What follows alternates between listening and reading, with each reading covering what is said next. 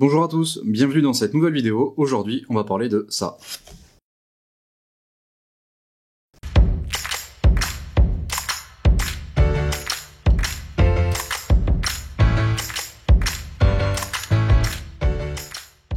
Il s'agit d'une plaque de boîte de dérivation.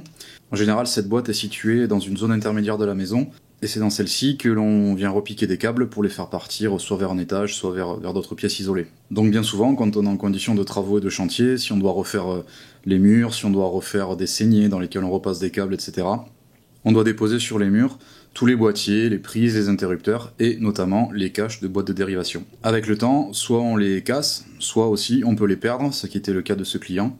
Et dans ce cas-là, deux options s'offrent à vous. La première, c'est de racheter un ensemble complet, c'est-à-dire la boîte qui sont de couleur rouge ou jaune en général dans les grandes surfaces de bricolage, et de n'utiliser que la partie plaque. Encore que ça fonctionne si vous avez une boîte de dérivation aux dimensions dites standard.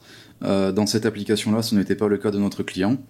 Soit vous pouvez aussi, si vous êtes un peu bricoleur, découper une planche de bois pour boucher en fait le trou laissé, ou une planche de plastique que vous allez façonner. Un rendu pas forcément génial si vous n'êtes pas super bien équipé bricolage. Ou alors l'option qu'on a proposée, c'est-à-dire venir découper au laser dans une plaque, là il s'agit d'acrylique, aux dimensions exactes de la boîte laissée vide. Et en plus de ça, on peut même en profiter pour ajouter des petits dessins sur la plaque, pour que ça fasse un peu original.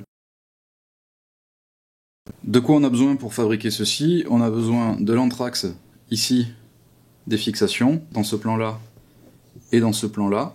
Ensuite, on va dessiner le contour de l'objet que l'on veut faire. Et aujourd'hui, ça sera pas de l'impression 3D, vous l'aurez compris, ça sera pas non plus modélisé sous un logiciel de modélisation 3D, mais on va simplement utiliser le logiciel Illustrator, qui va nous permettre de faire un aplat 2D, ce qu'on appelle un croquis.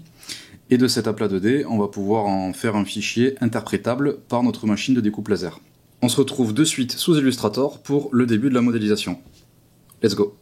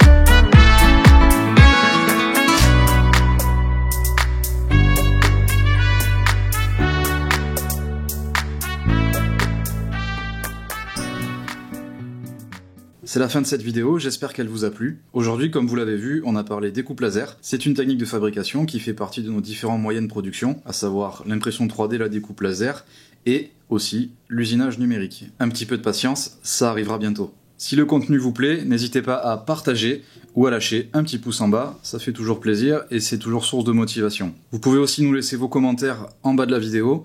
Tous vos retours sont super intéressants et nous permettent de progresser. En attendant, prenez soin de vous et ne cessez jamais d'inventer. Ciao!